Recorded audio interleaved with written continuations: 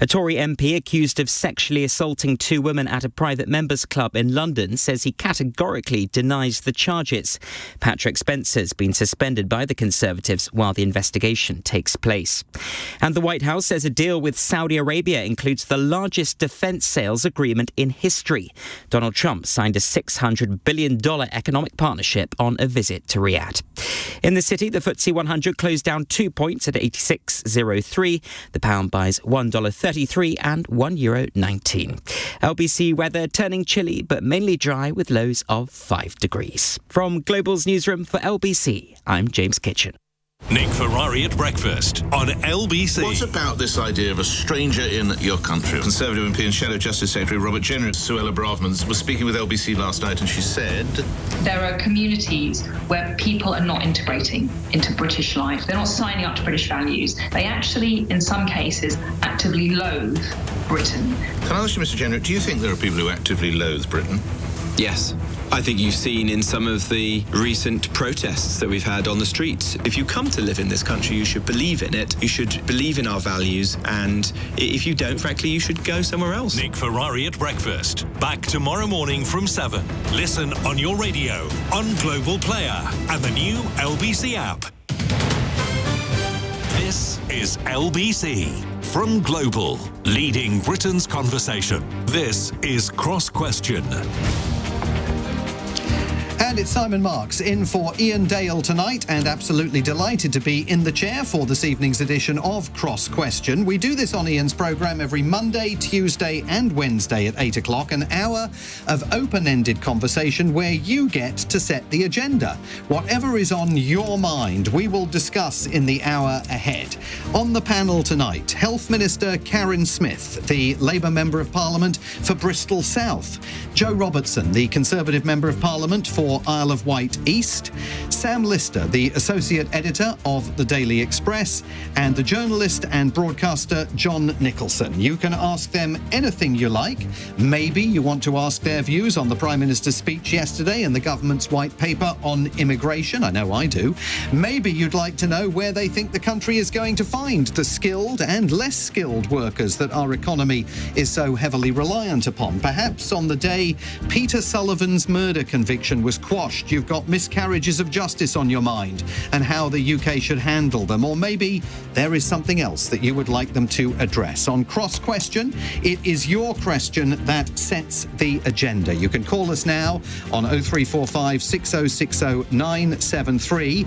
And because we are all too good looking for radio, you can even watch us live in full high definition right now on the brand new LBC app. Call 0345 6060 973. Text 84850. Cross Question. Watch live on both Global Player and the new LBC app. This is LBC. Well, welcome to all of my panellists tonight. It's lovely to have you with us. Thanks very much for being here. We are going to take our first question via WhatsApp, and it comes from Hanif in Ipswich, who asks, do you think that the rhetoric used by the Prime Minister was a smart move to pull in the right? I find the majority of Reform voters or similar are emotional voters rather than policy voters. The emotional voters may be swayed, but those who look at policy will see that it's actually reasonable and not be put off. I thought it was win-win, says Hanif in Ipswich. And I'm going to guess that Karin Smyth, you think it was win-win as well. Well, obviously, I think the Prime Minister is smart. Yes, I mean, I think it's a really interesting way of that question being put about emotional response, because actually I think most people do have an emotional response on a number of policy issues, and that's important that we speak to that. And I think when people read the entire of Keir's speech yesterday about rules, about people recognising what the rules are, about recognising the country that we are and we want to continue to be, that they will see that that does offer, I think, everyone in our country the right way forward on this particular issue. You've got no issue with the island of strangers phraseology? Risk. risk towards becoming an island of strangers. The entire speech, that's why I always recommend people do in fact read it for themselves, which actually a lot of people do take the time to do that, is about the rules, recognising that people know the system is chaotic as it was left for us to inherit, and that we are a country that abides by the rules. We've set ourselves that standard coming into government after the chaos we've seen, particularly in the last two parliaments. And we want to be sort of revive that spirit that we all recognised in the Olympics, for example, of coming together, diversity of our country. You know, I myself from first generation Irish family, that building of our country and recognising that the rules are important, that people need that support in communities to get the jobs that are there. I feel that very strongly in my own constituency, and we avoid the risk of becoming an island of strangers. It's very important. Joe Robertson, he was simply trying to avoid risk.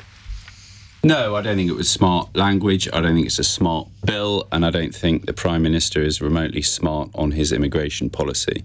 I don't think anyone's going to be convinced by a speech where he uses language to, I guess, try and burnish his credentials with a lot of people in the country who want to see change. He's said pretty much everything there is to say on immigration, not so long ago, saying that our immigration laws were racist.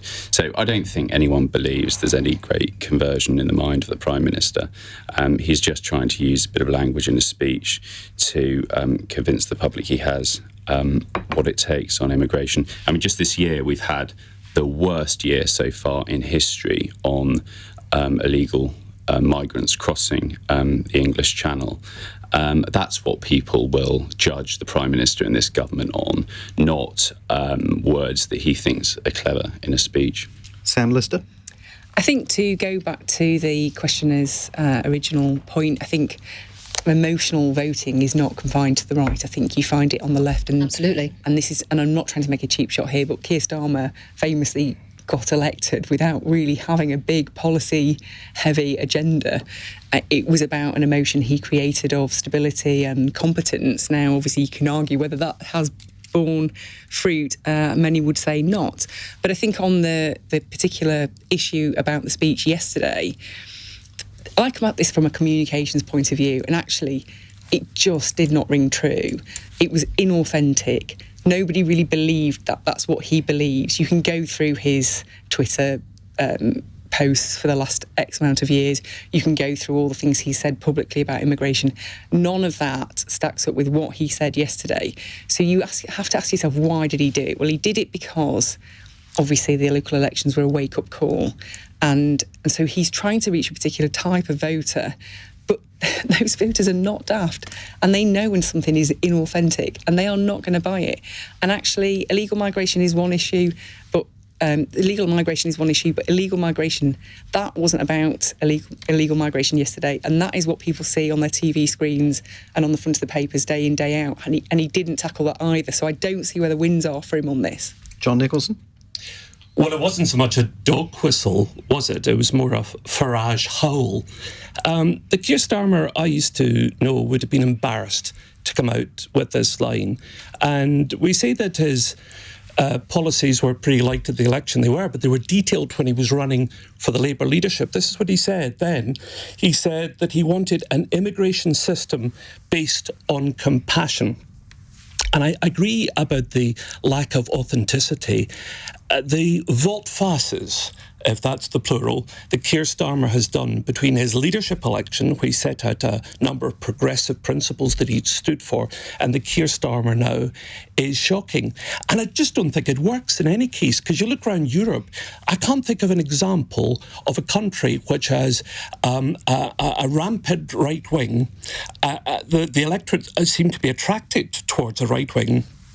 But if the centrist parties switch, the electorate then go back to them. The real danger for him is that he will lose his progressive centrist voters and they'd go off to the Greens. And if the Greens were better led, they'd be doing better. But crucially, in all of this, it's time that somebody championed immigration, especially in the healthcare system. We desperately need immigrants. Our care sector will collapse if it doesn't have more immigrants.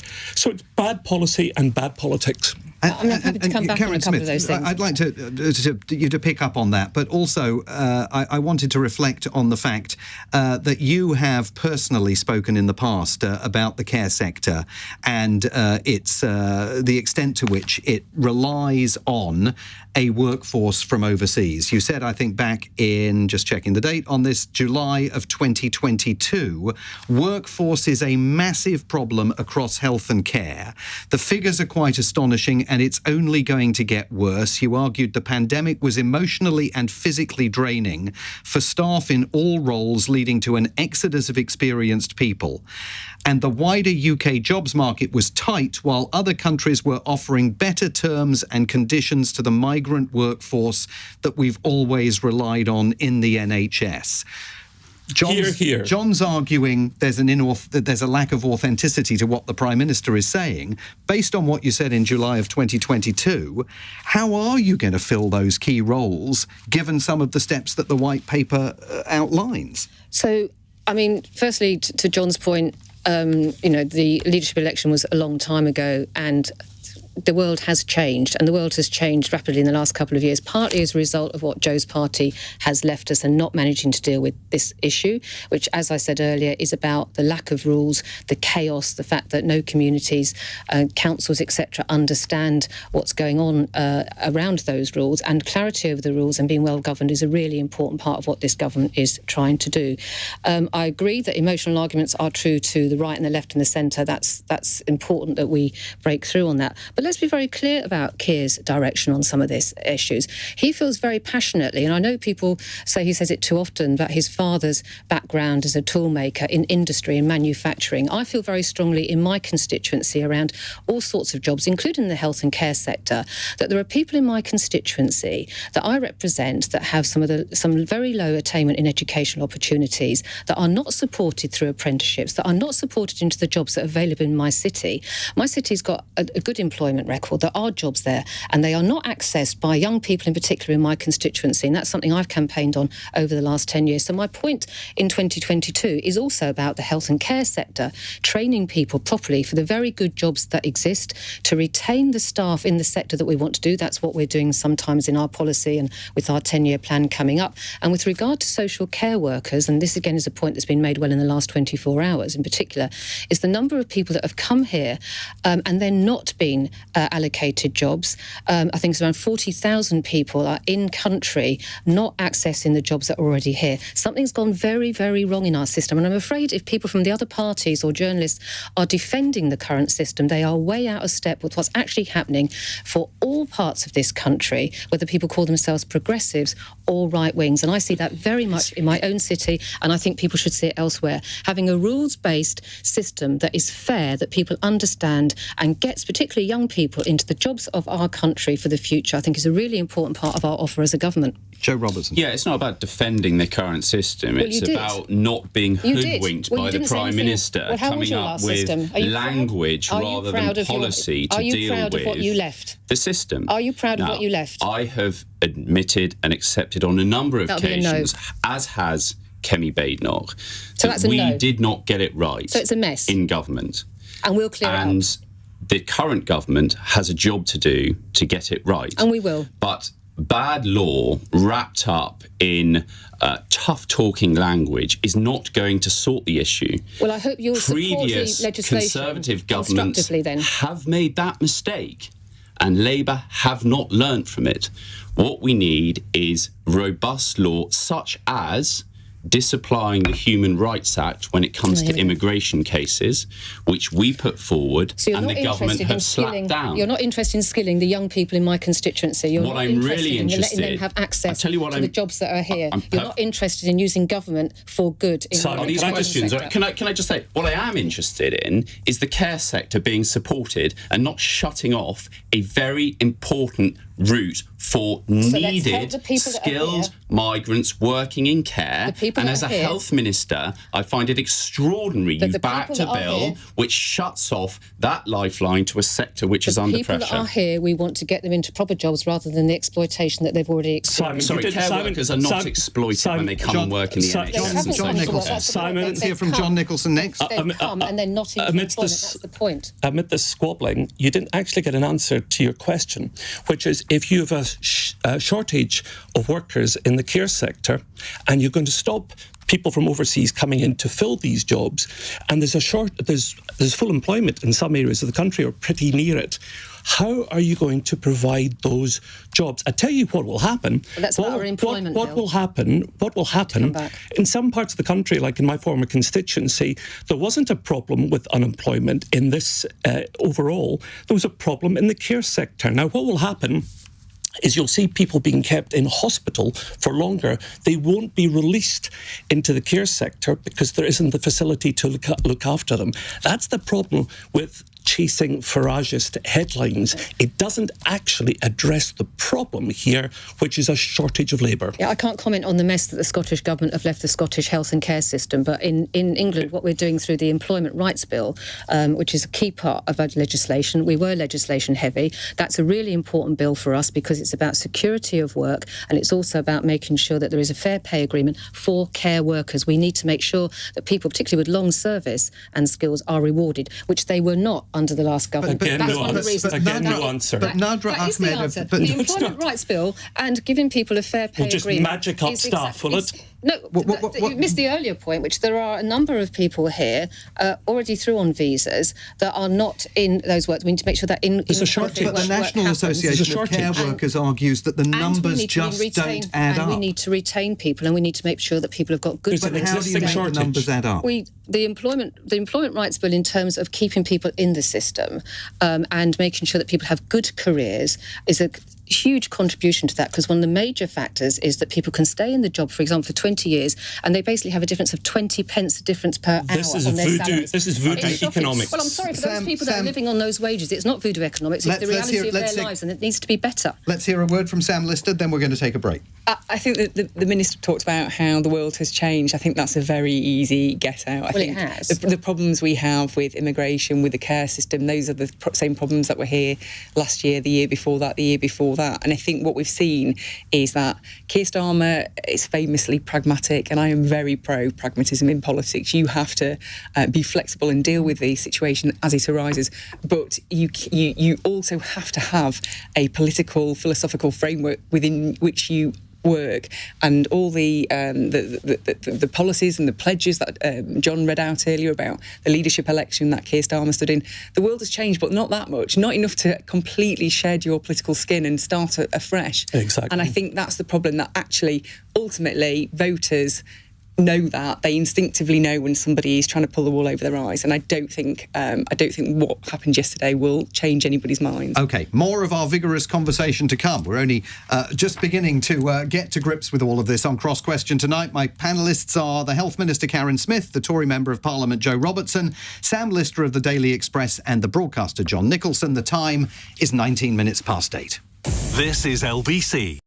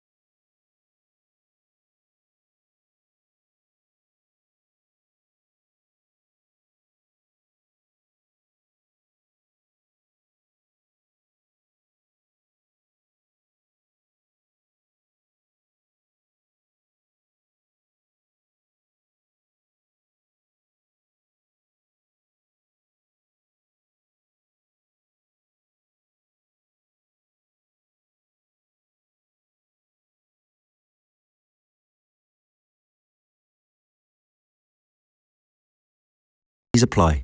Cross Question on LBC. Call 0345 6060 973. Panel tonight comprises the Health Minister Karin Smyth, the Conservative Member of Parliament Joe Robertson, Sam Lister of the Daily Express, and the journalist and broadcaster John Nicholson. And Jessica has our next question via WhatsApp. She asks, what are British values and who sets them? Where are they taught? And do leaders past and present uphold them? I'm asking, she says, because I keep hearing the expression British values, and I don't know what they are and have never been taught them. Sam Lister, what do you think British values are? I think this is one of those questions, isn't it? So it depends on which side of the divide you're on. If you are of a certain disposition that you think this is a really good kind of gotcha question, because can anyone define them? Can you write out 10 British values? Well, of course not. But I would say that we all kind of inherently know what British values are. I would say, tolerance and queuing and various things like that. Our love of queuing. But it's a kind of it's an inherent thing, isn't it? That you grow up in a country and there are values attached to that. And I would say to suggest otherwise is disingenuous. For example, I'm sure, John, you would agree that the Scottish identity is different to the English identity. But can you set down in 10 points how that differs? Can anybody here tell us how the Spanish identity differs to the English one in 10 points? I mean, it's a kind of faintly absurd question because we all know it and recognise it, but you can't write it down in 10 points. Karin Smyth, who sets British values? The government of the day, or who is in charge of determining are British values fungible? Oh, it's a good word to throw in. I'd like to agree with what Sam said. I know you like an outbreak of agreement every now and then. Just once per hour. That's the British way, Karin. It's the British way. That is our way, across wherever. The government of the day doesn't set them. That is more long-standing about our history, democracy, rule of law, I would say, our ability to many years and decades, and I'm conscious of other views. I mean, I'm from an Irish family, first generation, as I said earlier myself, across the islands, ways of interacting and we're so much intrinsically part of each other. And I do think democracy and the rule of law are part of that, and our ability to disagree respectfully. And when you look across the world, I often say this when I go to schools or the other constituents, when you go around the world at the moment and you see the collapse of democracy and you see what's happening in different parts of the world, you think, well, I'm really pleased to be here because whatever. And we've been through some difficult arguments recently. John and I were in the chamber over Brexit over the last few years. But we argued, we debated, we had elections, we got through it. And I think that is a testament to Britain. Well, I hope we're striving for respectful disagreement. Joe Robertson. I think all of those things and more. I mean, you could talk for hours, couldn't you, about British values, and most people would agree those were the set of values. So I agree with tolerance. I'd add respect, sense of fairness, sense of fair play. That probably leads into why we do a lot of queuing. Yes, always. If there's a queue, you've got to get to the back of it. But there are things that, so maybe they're not values, but, what makes you proud to be British? And they're probably, some of those things will be, more symbolic or more historical for a lot of people, including me. Monarchy is important. Flag. For others, say football fans, the Premier League is a sense of pride for Britain because it's a very strong or not if you're not in it. League, or not if you're not in it. There we go. We found one disagreement on British values. But I think values are probably a less definable thing. That word values is you have to use lots of words to try and describe it rather than saying what makes you proud to be British. Then I think people could reel off things much more quickly, and they would be, as I said, history symbols. I think, John Nicholson, what Jessica is getting at here, and she asks it, is who determines what British values are? Nobody. The people who live in the country determine. Nobody tells them what it is. And of course, Britain's an island. It's not a state. The United Kingdom is the state.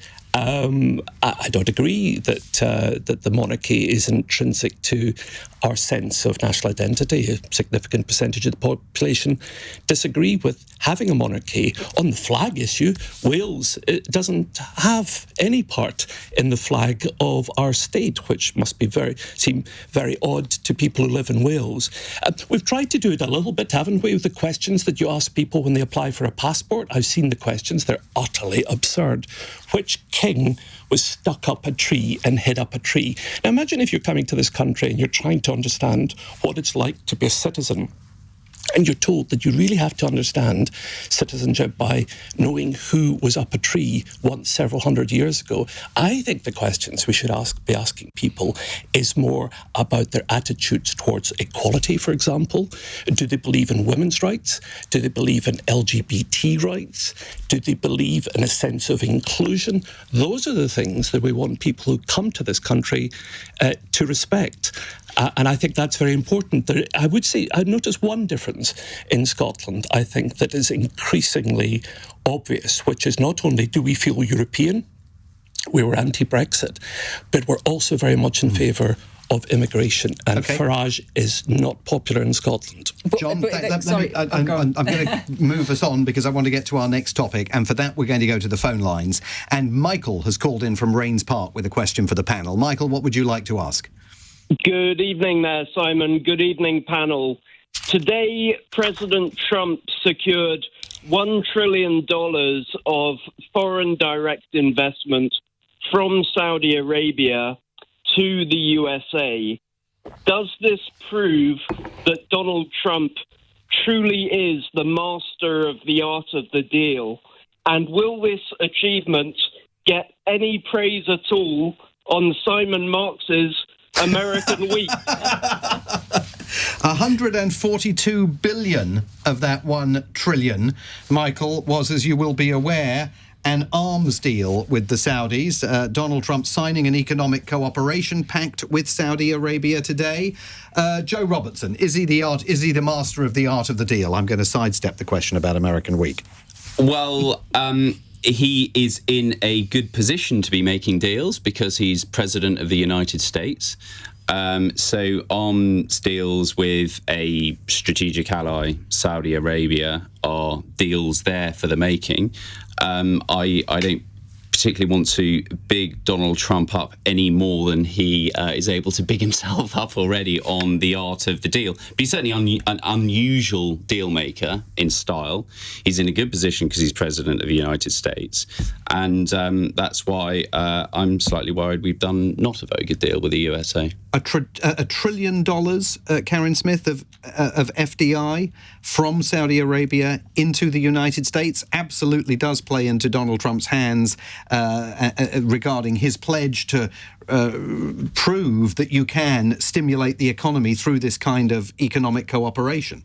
Well, I've just seen heard that in from Michael. And with all deals, you have to we'll see what the fine print is and to see how that works in the longer term to answer his wider question. But clearly, being out across the globe, talking to governments, wanting to have that investment going on is what, as Joe said, he does as president. So see how that transforms into reality for them and for other people. Sam Lister, it certainly gives him something to crow about. There's no question about that.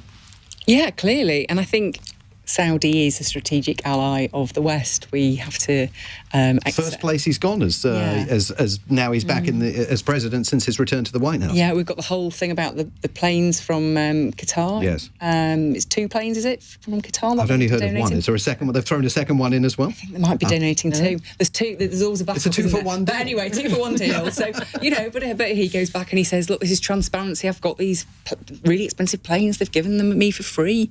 Joe Biden would have paid for them. It's all about theatre, isn't it? Presentation. He's telling the American people, look at what a good deal I've got for you.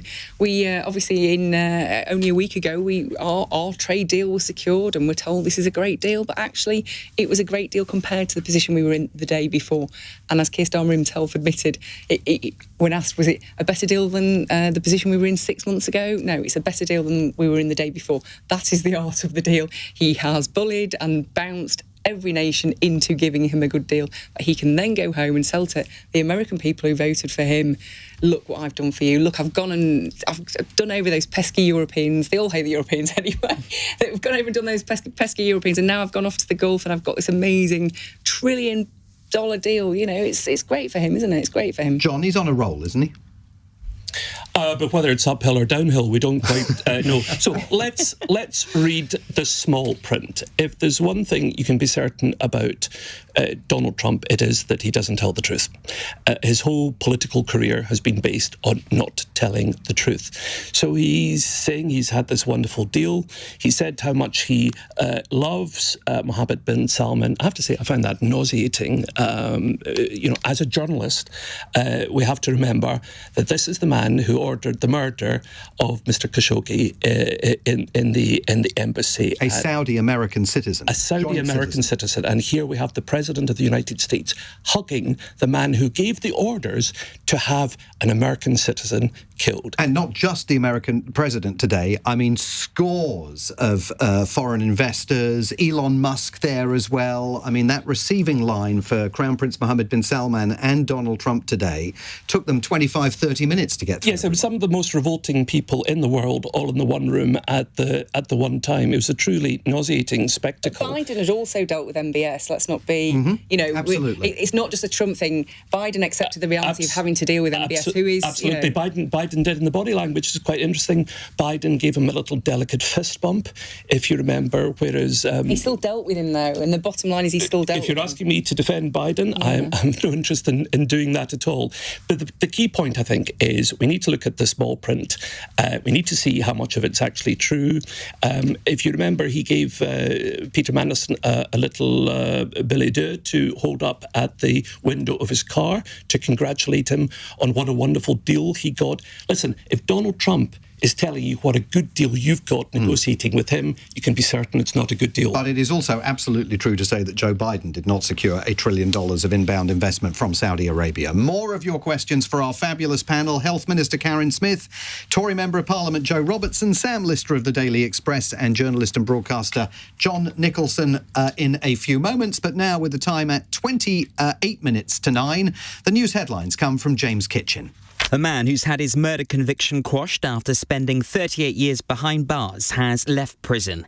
Peter Sullivan was cleared of killing Diane Sindel in 1986 after new DNA evidence emerged. The Scottish Parliament's backed proposals to legalise assisted dying following an emotional debate. The vote in favour is just the first step in the parliamentary process. A Conservative MP has been suspended after being charged with sexual assault against 2 women at a London members club. Patrick Spencer says he categorically denies the allegations. LBC weather turning chilly but mainly dry with lows of 5 degrees. LBC.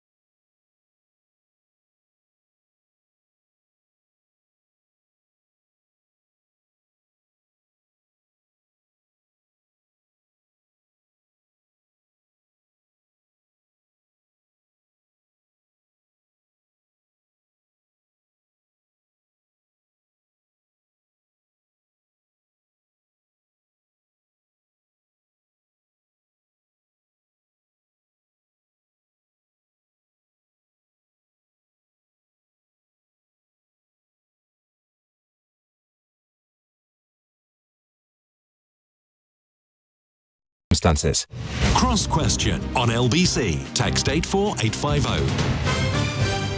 And we've got a terrific panel this evening. The Health Minister, Karin Smyth, the Conservative Member of Parliament, Joe Robertson, Sam Lister of the Daily Express, and broadcaster John Nicholson. Our next question came on text from Sharon, who asks, why shouldn't we listen to our nurses and restore their pay before they go on strike? This question, of course, comes at a time when the Royal College of Nursing is saying that the government's offer of 2.8% increased pay is insufficient, and the possibility of strike action is being mooted. Karin Smyth. Well, to the question, obviously we do listen to nurses. Myself and West Streeting meet with the RCN and Unison and other colleagues and meet nurses all the time. We should listen to them because, as we know, when we came into government, as we said, the NHS was broken and nowhere was that more felt amongst the morale of our workforce, nurses included, who obviously make up such a huge proportion of that workforce. This week has actually been, if we can just say, a good week for nurses. We wanted to support that move by my colleague Dawn Butler, bringing forward the protection of the title of nurses to absolutely recognise their professionalism. And we want to make sure we continue on that. We abided by the Pay Review Body Award when we came into office in July. And Joe, here from the Conservative Party, they attacked us every single time for supporting the decent pay awards that was agreed at by the pay review body that we wanted to support. We haven't. We've had the recommendations in from the pay review bodies now. Then we are looking at that across government, and we hope to make an announcement as soon as possible. And we want to continue to work with nurses on making sure that they, like many other people, they face a cost of living crisis. We know that. That's why we started to restore their pay in the Pay Review Body Award in the summer. We want to continue to work with them on the professional role they play. They play a really key role in making sure the NHS is fit for the purpose over the next 10 years. The RCN says that in real terms, nurses' pay has eroded 25% over the last 15 years. How far can you go in alleviating that? Well, we do know that pay has been eroded across nurses, across doctors, across key sectors of our economy. That's one of the reasons I think we were elected back in July, because people are feeling that cost of living crisis in the fact that wages have declined so astonishingly over that period. That's why we wanted to get people back off strike, the doctors in particular, and to support the public sector bodies with that pay award and make sure we got the evidence in early this year so that we can make an early award, so that we can start to rectify that situation. We absolutely recognise the low morale and the state of which pay is part. There are other things that are part of that low morale which we're also trying to fix. So we have every sympathy with the nurses. We recognise their professionalism. We will continue to work with them, and we want to get the pay award announced as soon as possible. But how far can you go? Well, I'm looking for a number, Minister. And it's very well tried, but you know that I can't do that until we have that cross-government agreement around responding to the pay review bodies. That's a process that we want to abide by. It's a process that means everyone comes together. I had to go to them and give evidence. All bodies take evidence and they look at that in the round and then make that recommendation, then government will respond. Joe Robertson. So nurses do a fantastic job. Immediately before entering Parliament, I worked for a national nursing charity. My sister's a nurse, my brother-in-law's a nurse, so I've seen it for myself. I know what a fantastic job they do. And it's hardly surprising that they feel hard done by, or they feel they're about to be hard done by the government. Because let us just remember that when the government came to power, within weeks it struck a 22% increase in junior doctors' pay. Junior doctors are paid a lot more than nurses, and then crowed that they'd ended the strikes. It was plainly obvious that the nurses were going to come and ask for more, and I support them in doing that. How on earth can the government justify giving a few percentage points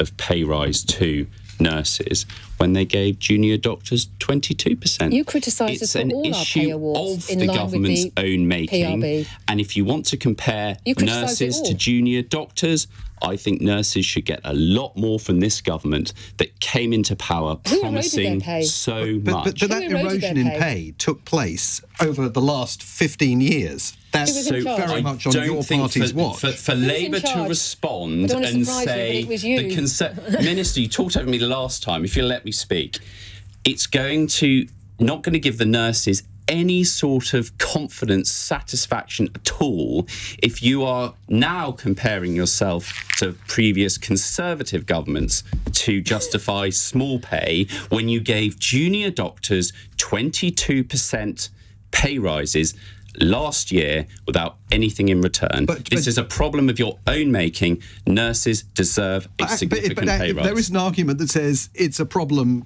for Karin Smyth of your making, because you concede that nurses' pay was eroded by that 25% during the lifetime of successive Conservative governments. I want to see nurses get paid more. I want to see them paid a lot more. I am not defending a whole set of previous decisions over pay rises for nurses. What nurses want to do is know that the government is on their side, and they're looking at the government now, and I suspect they're concluding the government's not on their side. This is what they get from a Labour government. I think they're probably pretty disappointed. I think they're very clear how they got into this situation. But also clear Are you going to get them out of it? But also clear that they want to get out of it. Sam Lister. I couldn't agree more. I think it was a strategic error to give the junior doctors such a huge pay rise at the stroke of a pen. Along with, let's not forget, with the train drivers, that was also done without any kind of thing in return. So, that was done at the stroke of the pen. Nurses, where were they? Where were they in all that? I have to say, as a representative of the Daily Express is not generally well disposed towards industrial action.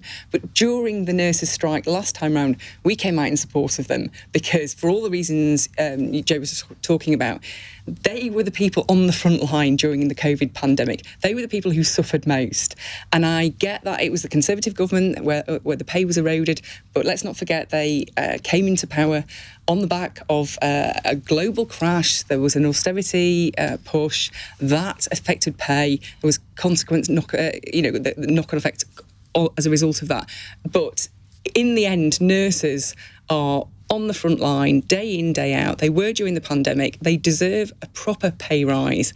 And to give the junior doctors such a big hike for very little in return, and not the nurses, was just, you were expecting, I don't know what you were expecting in return for that, apart from another round of strikes. And I think the BMA, which represents the junior doctors, is incredibly radicalised now, and the Labour government just kind of capitulated, and so where are nurses left to go other than go out and strike? John.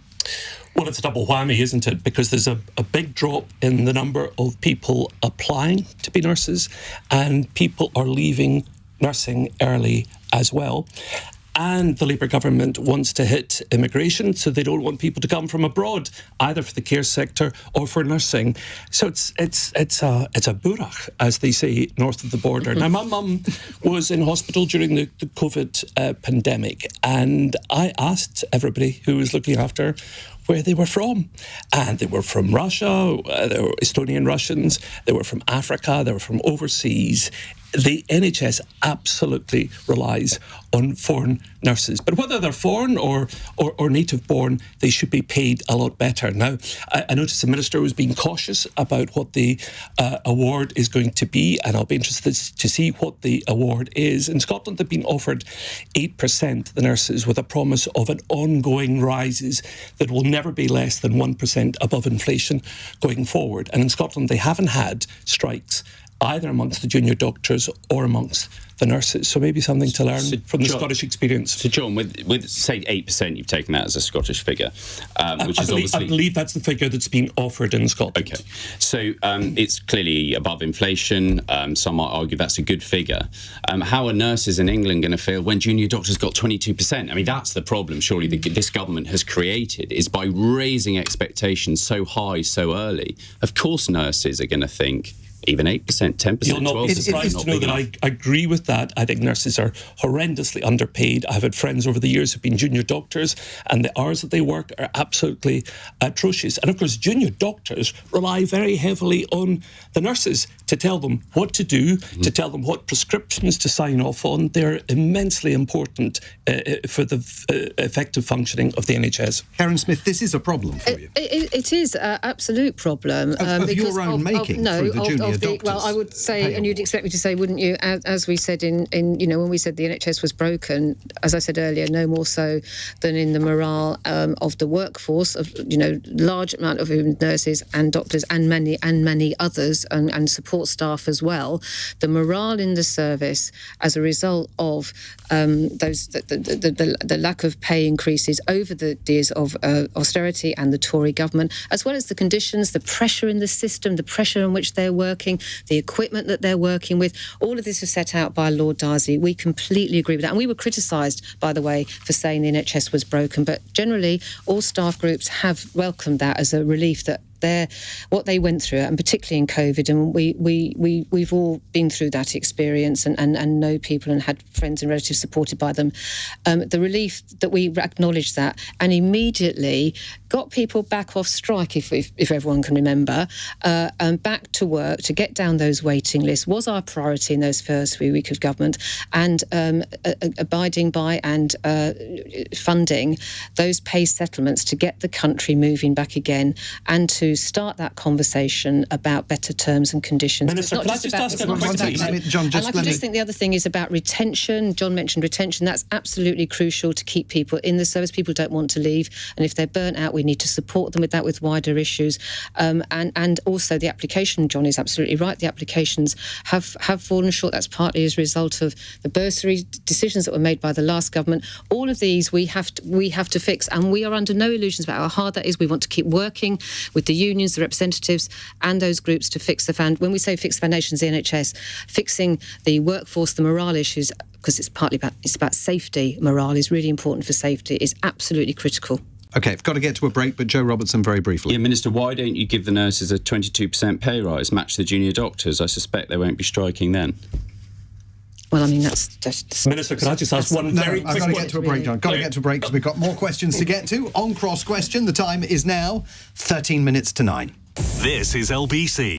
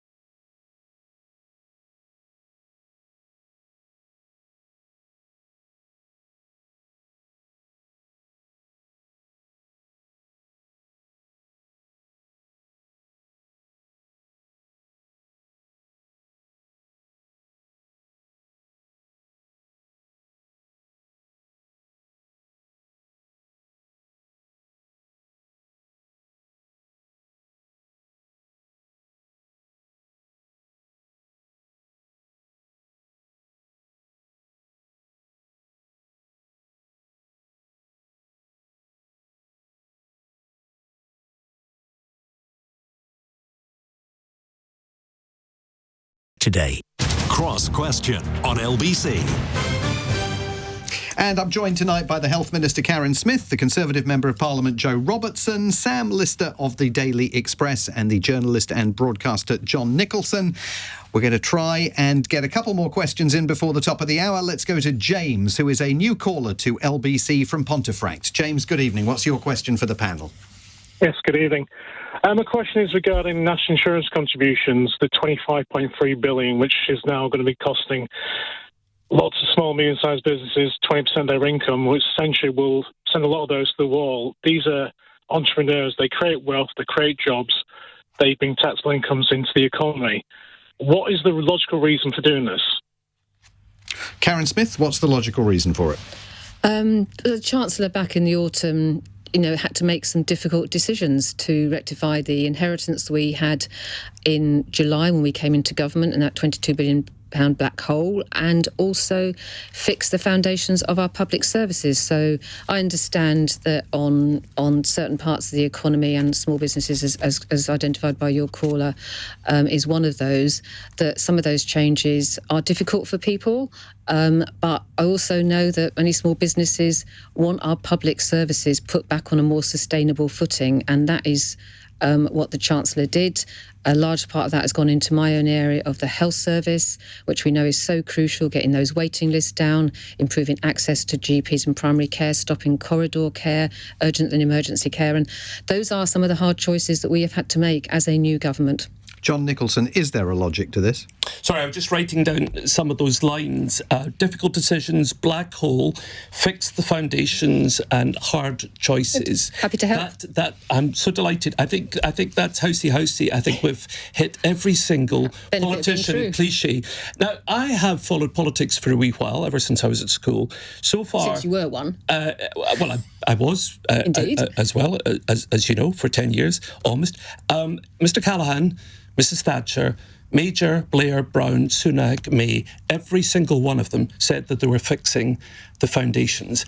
I think that the electorate find it intensely irritating to have this cliche where an incoming government fixes the foundations and blames the previous government. It's almost a year since the last election. When do you think you'll stop blaming the previous government? But is there a logic behind national insurance contributions? Well, I'm interested in knowing when the previous government will stop getting the blame, because there'll come a tipping point, and I think you've passed it already as a government, where people just find this annoying. Well, I mean, it will take time to fix, for example, in my own area of the health service, and that means the literal foundations in some of our buildings. I have to visit some of the hospitals that are in our constituencies that are literally crumbling in some places. Well, you handed them over to private business and put us all into debt for decades to come. Okay, but we're moving away from and I think, when we look at what's happening in Scotland, which we could have time to compare, then I think the record there speaks for itself. So we're moving away from James's question, which Sam Lister is there any logic to national insurance contributions? I can tell you exactly what the logic is. It's not one I approve of, but the logic is that in the general election, the Labour Party wanted to win. They didn't want to talk about tax rises. They studiously avoided talking about tax whenever they could. They promised that they wouldn't raise VAT, income tax or national insurance. Obviously a bit of a sleight of hand on that one. But by ruling out those three major sources of income, of tax revenue, they boxed themselves into a corner, and they were left with this only option, which was to go for businesses. Now, they promised growth.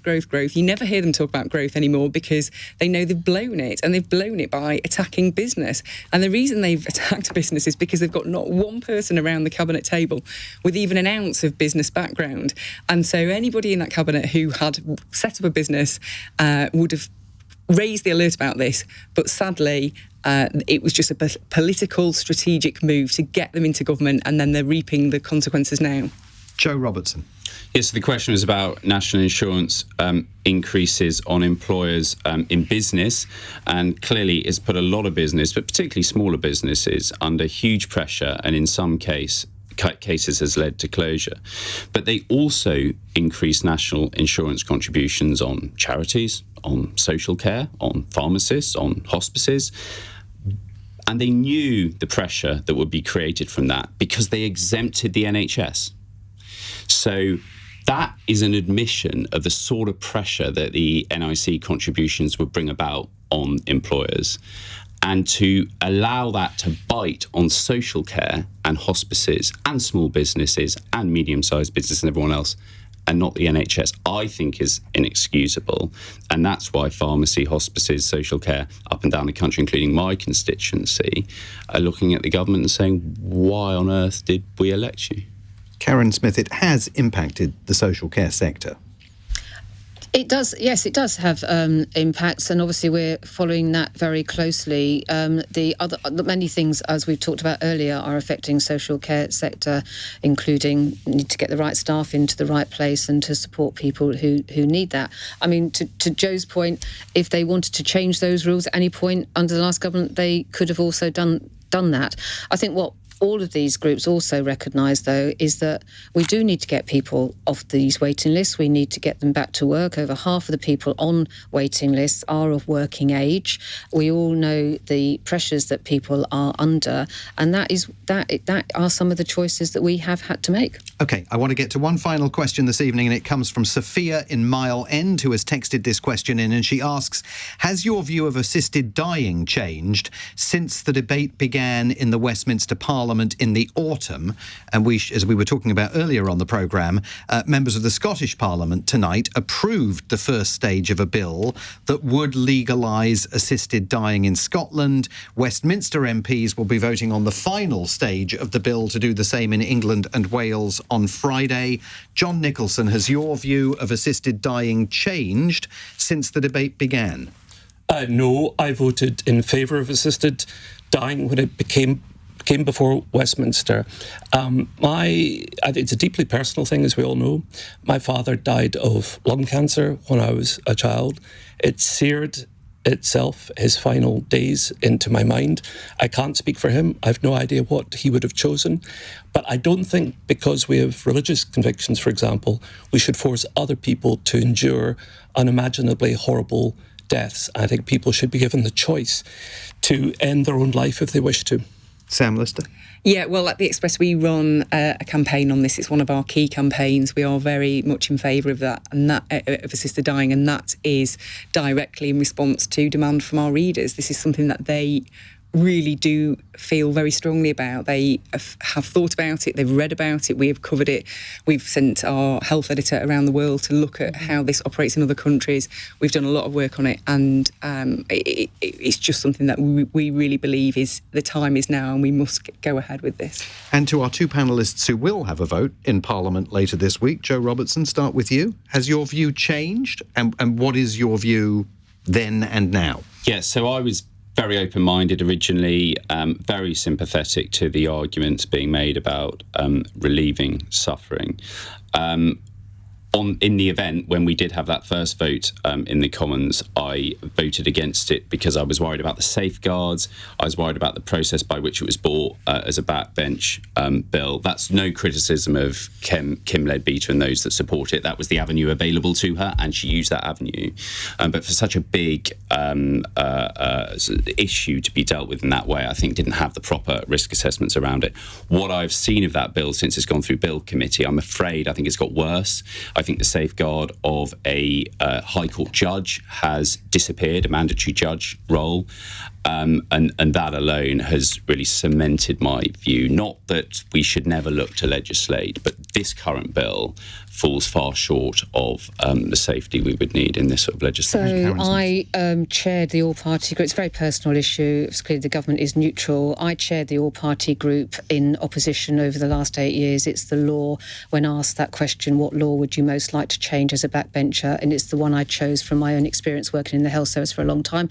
So it's something I've campaigned on for a long time, spoken to many MPs across the last 8 years, to John's experience, to many others. Many have changed their mind. I think Kim has done a magnificent job of bringing people together. The bill, I'm disappointed to hear Joe say say that. I think the bill is better. It's well worked through. I commend people to read it in detail. I think it addresses the questions that were raised. It's report stage on Friday. I really hope that MPs do continue to support this. There's strong support, as we've heard, across the country. It's consistently strong. It also helps us talk about death and dying in a better way, and the evidence is around the world that it improves palliative care, it improves the experience for people and their families, and I think we'll have another good debate on Friday, and I do commend people to read the bill as it's come out and the impact assessment. And, of course, we will have plenty of coverage of that vote on Friday in Parliament here on LBC. We are going to finish the evening, as we always do on Cross Question, with our lighter question of the night. It comes from Hanif in Ipswich, who asks, if you were on a literal island of strangers, what one friend would you want with you and why? Sam? Oh, I'm going to cheat and ask for Bear Grylls. Oh. He knows how to survive in the wild. Is he an existing friend? He's not an existing friend, but he can be a new friend. Friends are just a strange. What's the phrase? A friend is just a stranger you haven't met. Yes, exactly. yeah. There you go. Very Bear good. Grylls. That's very annoying. That's the line I was going to use. Well, I'm going to be... I mangled it. You do it properly. I'm of course, my beloved partner would be the person I'd want to be with, be Giuliano. Giuliano's a foreigner and multilingual.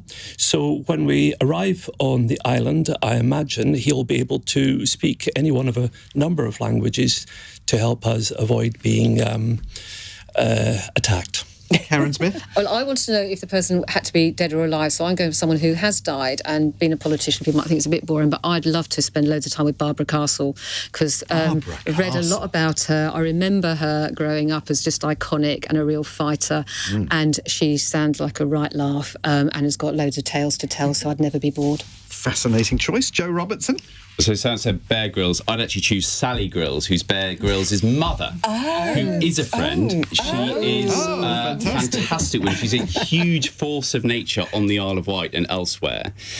She is hugely resourceful, optimistic. She is exactly the sort of person you would want where you knew no one else and thought, perhaps we want to get off this island, because she will always have an idea. She will always be optimistic about it. So I would take Sally Grylls. I'm sensing introduction possibilities here. My answer would obviously be my partner, but she will forgive me this evening for saying that actually I would choose Iain Dale, who hopefully will be back in this chair tomorrow night for the Wednesday edition of Cross Question. My thanks to our panellists tonight, the Health Minister Karin Smyth, the Labour Member of Parliament for Bristol South, Joe Robertson, the Conservative Member of Parliament for Isle of Wight East, Sam Lister, the Associate Editor of the Daily Express, and the journalist, broadcaster and former SNP Member of Parliament, John Nicholson. Tomorrow night, Conservative MP Sir Graham Brady, Labour's Nashaba Khan, political journalist Zoe Grunwald, and the political commentator and former Tory advisor Salma Shah. Thanks to all of you for being here. That was a fantastic conversation. Into our next hour together, we're going to talk about miscarriages of justice. Peter Sullivan learnt today that he will go down in history as the person who has served the longest ever prison sentence in the UK for a miscarriage of justice. 38 years of his life wasted for a murder conviction that today was quashed. DNA coming to his rescue. He had long protested his innocence. We've had so many miscarriages of justice in this country. The Guildford 4, the Birmingham 6, Andrew Malkinson, the list goes on and on.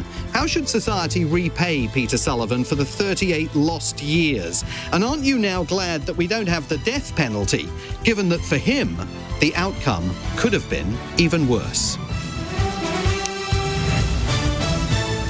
On your radio, on the LBC app, and Play LBC. leading Britain's conversation. This is LBC. From Global's newsroom at 9 o'clock. Downing Street says it's going to look into the case of Peter Sullivan, who's had his murder conviction overturned after 38 years in prison. He's been cleared of killing Diane Sindel on Merseyside in 1986. LBC reporter Helen Hodnott says crucial DNA evidence helped overturn the conviction. A major breakthrough came last year when semen samples from the crime scene were tested using new technology. A DNA profile was found of an unknown man, pointing pointing to Peter Sullivan's innocence. Proposals to allow assisted dying in Scotland have passed their first hurdle at Holyrood. The result of the vote on motion 17416 in the name of Liam MacArthur is yes 70, no 56. There was one abstention. The motion is therefore agreed. MSPs have approved the general principle that could allow terminally ill adults to apply for medical help to end their lives. An emotional Liam MacArthur, the man behind the bill, called it a landmark moment for Scotland. The vote came after almost 5 hours of debate in the Scottish Parliament. Police say they're still questioning a man in connection with a suspected arson attack on Sir Keir Starmer.